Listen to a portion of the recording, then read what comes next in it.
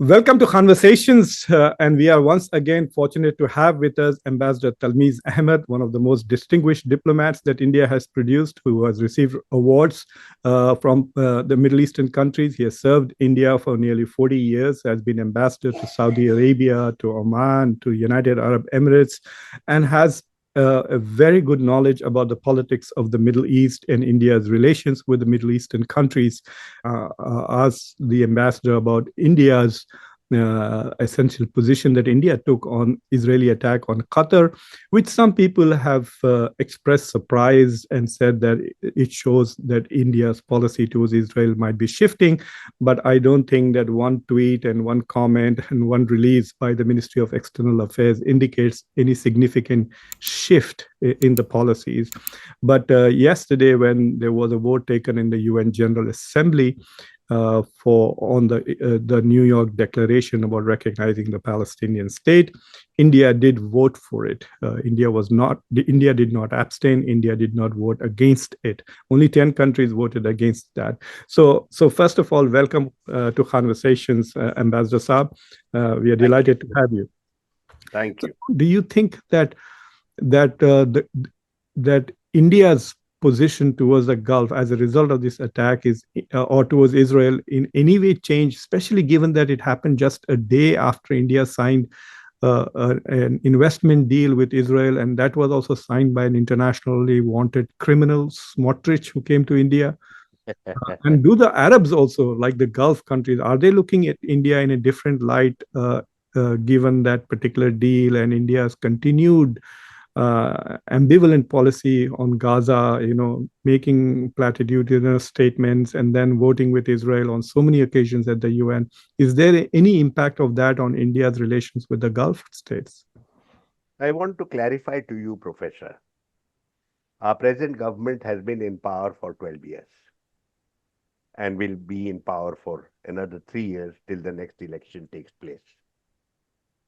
In between, there will be several state elections also. The government has made it clear that it is not seeking to play a political or diplomatic role in West Asia. People like me over several years have been asking India to play such a role. Many others have also written about this. And I have given you in the past references to what some of us had been agitating for. I must say to you with clarity and firmness, India has conveyed very categorically that this is a space in which it does not wish to enter. And if therefore this responsibility is assumed by China, so be it. We may sense a sense of competition with China at our borders, in South Asia, in the Indian Ocean. But we have no interest whatsoever in competing with China with regard to promoting a diplomatic role in the region, which will help the region gain stability, security, and what have you. What we have done, and I have mentioned this before, that we have very substantial bilateral relations with all the countries of the region.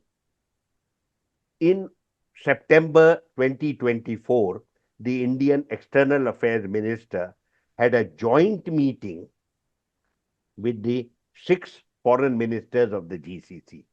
This is the first such meeting ever. And there is an action plan. The action plan is overwhelmingly economic in content and refers to logistical connectivity, health, technology, what have you. There is no significant role that India has articulated with regard to regional diplomacy. I think that India is well suited for it, but India has made it very clear that its principal relationship and principal engagements with the region will continue to be bilateral. And in those areas where it is important to have a relationship, joint consultation with the GCC platform as a whole, which will largely be economic in character, dealing with economic connectivity issues or some other issues that bring the region together. India will look at that. We don't have much clarity about what has been achieved since they met last time. But there is no indication in the public domain that India is looking at a diplomatic role in the region.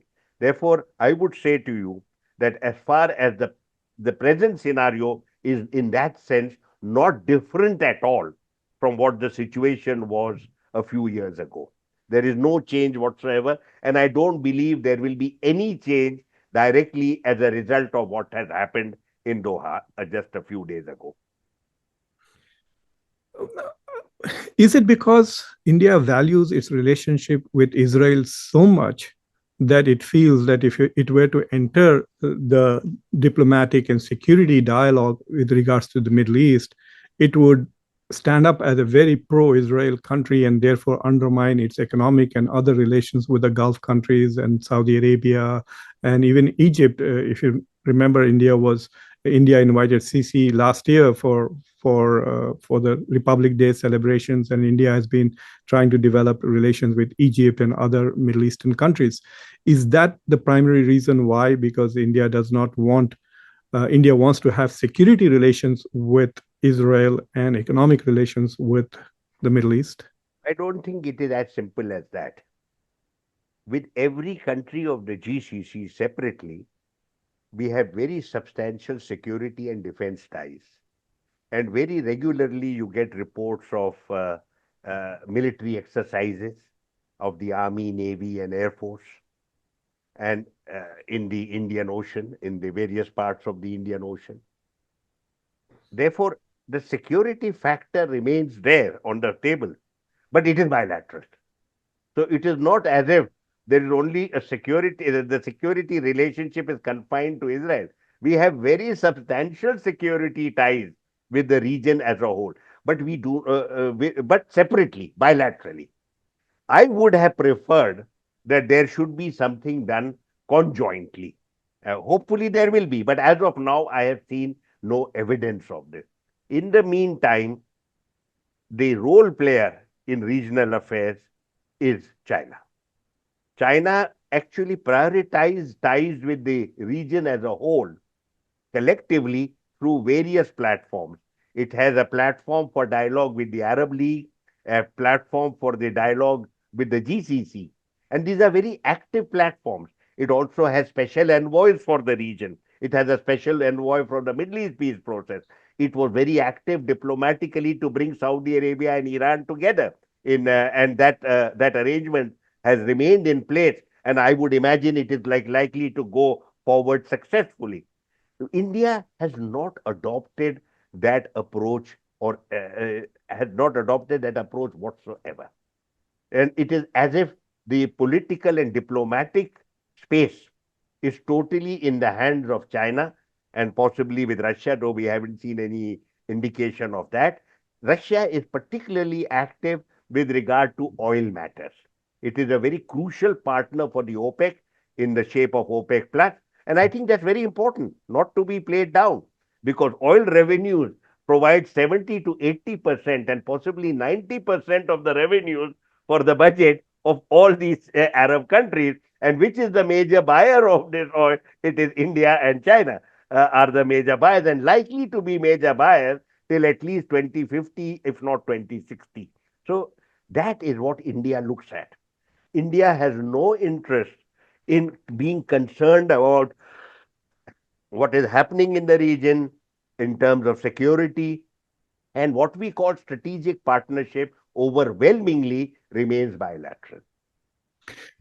I want to ask about the situation with the United States and India.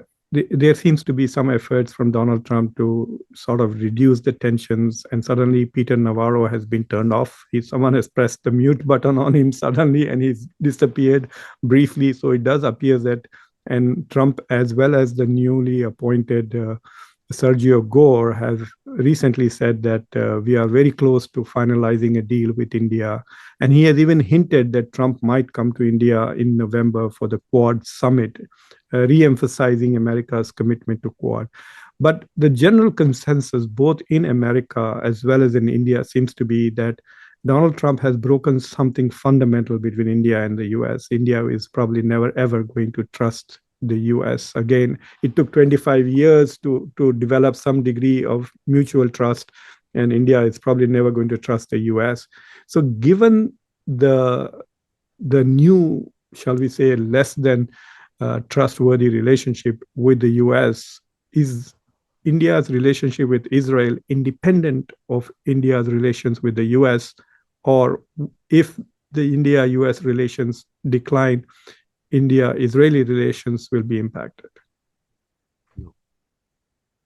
Firstly, I would say in diplomacy, we should never use the word never ever That's true. because Yeah, I agree. circumstances change very often.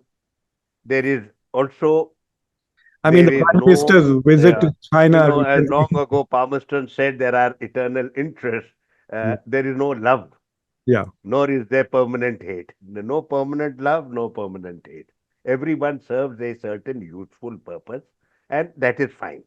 What I have defined to you is where India attaches importance and where India is not willing to get into. And that is the regional strategic space where security and strategic matters are concerned, we are not interested. Bilaterally, we are very interested. And where there are connectivity issues, we may get involved. But otherwise, the region as a whole, we are not involved diplomatically in order to pursue stability or security. With regard to Israel, the relationship is very important to India. It is very substantial from our point of view, and it has got uh, ideological ramifications as well as very crucial defense aspects and technological aspects. All three are important to India. I think the least important here is the ideological, though very often Indian writers and some Western writers talk about it. I would say to you with all candor, and I hope my friends don't get angry with me. I don't think too many people in the Hindu nationalist brigade have much knowledge about Zionism or know about the history of Zionism or the complex scenario, the complexities of Zionism. They only look at the fact that this is a very aggressive ideology that inflicts violence upon Muslims. That is all. I don't believe there is much depth, ideational depth, philosophical depth to this mutual understanding. I should also remind you that when in the 1960s, a bunch of Indian extremist, Indian Hindu nationalists from RSS and Jansang met the then Consul General of Israel in Mumbai, he wrote in his report, which has now been published, that this bunch of Hindu fascists called on me and wanted to build close relations. He called them Hindu fascists. So I'm not sure we should attach too much importance there. We should attach importance to the defense supplies that Israel is providing India certain niche equipment, equipment that is crucial. It may not be, it may be 8 or 10% of our imports. Maybe 60% is still Russian, 50 to 60% is Russian, and the American is 20%. Maybe Israel is just 10%, but it is a very crucial 10%. The last point I will say again is very important for India, as it is for Israel, is the technological aspect. The joint technological research and development that we are able to do, either bilaterally or even trilaterally with the UAE. We do a lot of the three of us do many things together in the UAE. So I think that is something that we should attach importance to.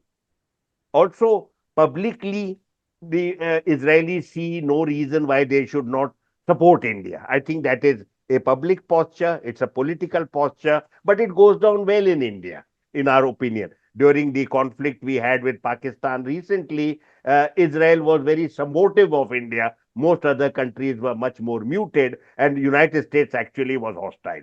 I would therefore say to you that regardless of the state of affairs with the United States, I do not believe there will be any dilution in terms of our relations with Israel. With regard to the United States, I had mentioned don't say never ever. I think that what Donald Trump has succeeded in doing is to give India a reality check. There had been up to now a view largely misplaced that there is a certain special relationship between India and the United States largely promoted by the personal excellent chemistry between Prime Minister Modi and President Trump.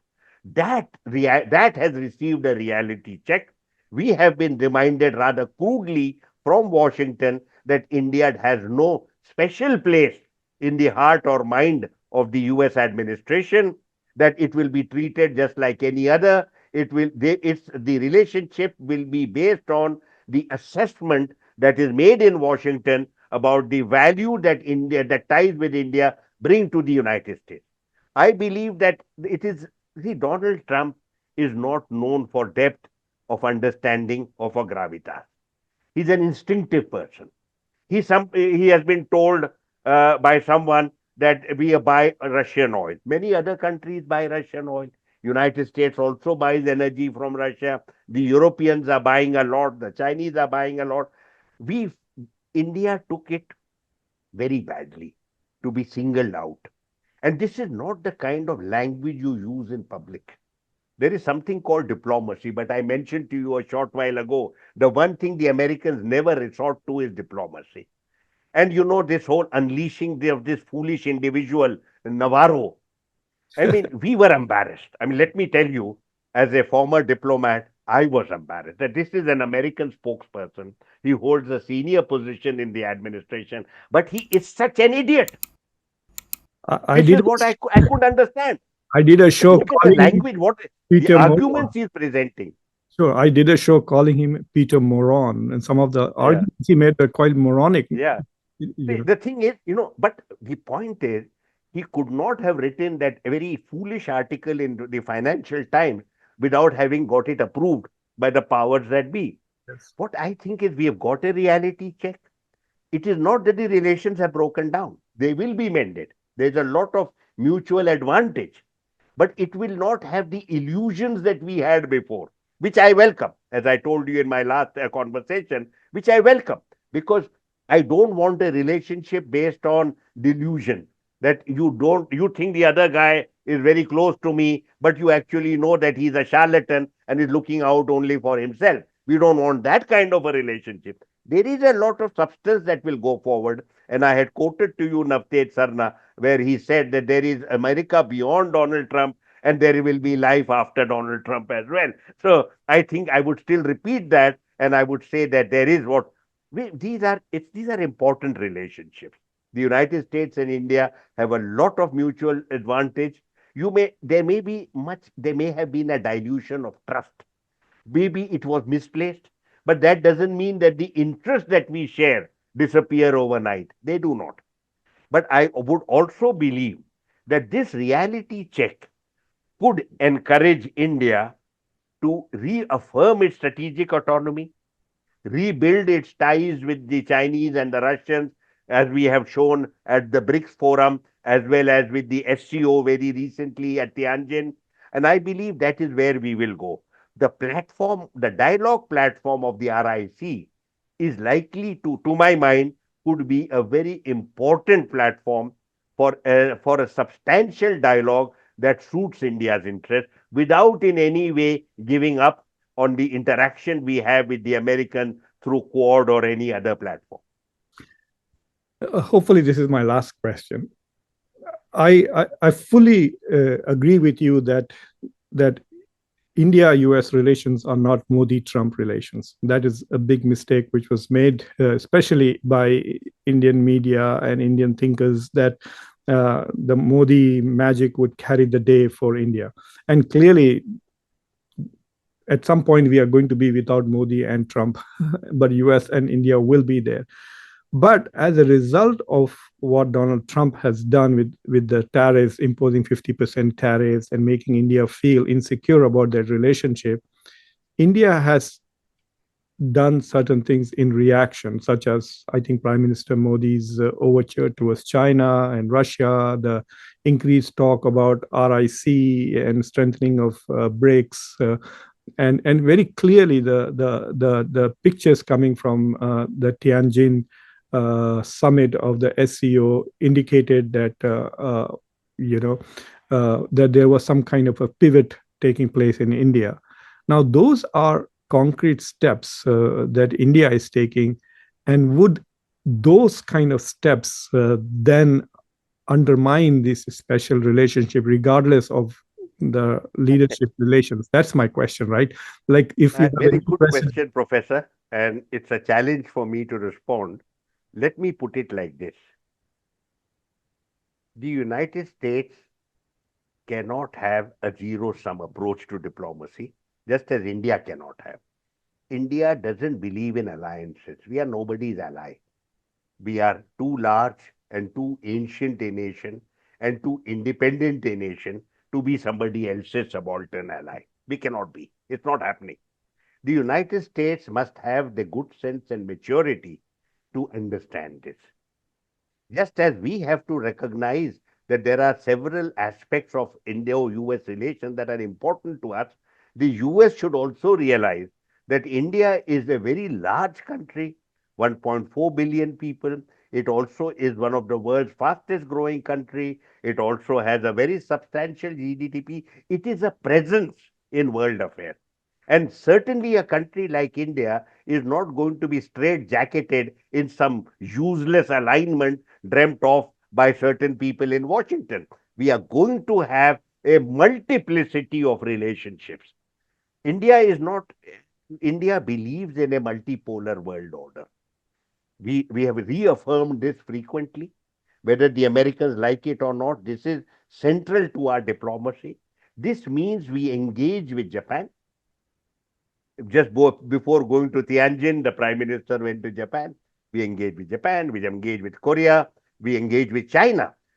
I would like to just make one very small point that the engagement with China and India's role at Tianjin was not a knee jerk reaction to Donald Trump. Many of these things have been built up over a period of time. Many things have been, Sino Indian relations have improved over a period of time. There has been a lot of positive activity taking place at the border and also bilateral economic activity. I welcome this because when you start talking to each other, rather than with rancor and anger, you can always convey what is agitating you, what is crucial for you. And I believe the RIC platform, with Russia's presence, the three of us can have a very healthy dialogue because the commitment to the multipolar world order ensures that we will, at the end of the day, be on the same page. The Americans have to accept this. You cannot have either you are with us or against us, this kind of Cold War logic that agitated, that animated the American, and also after 9/11, if you are not with us, you are against us. The world is much too big for that. Nobody wants a second Cold War. Nobody wants to be straight-jacketed. Nobody wants to be put in a tight corner by the Americans and said, you do my bidding or else I will hurt you. This kind of approach to diplomacy is not going to help the United States, and no one is going to abide by that. You know, that was supposed to be a last question, but you prompted another one. I remember Dr. Jaishankar making an observation that how can we have good relations with China because China wants a multipolar world but a unipolar Asia, which is it was an interesting observation because at least from his point of view, he saw that while China wants to create a multipolar world, which would be without US hegemony. Essentially, that's what the multipolar world is, a code word for a world without US domination. But China would also like to assert its own domination in Asia. Would China then kind of step back in order to be able to have mechanisms like the RIC and a greater role for India in Asia? See, nobody grants you anything in world affairs. You should be worthy of that role. You should strive for it. You should have the domestic heft for it. Nobody holds your hand and says, come to the high table and sit here and we will honor you. It doesn't happen like that.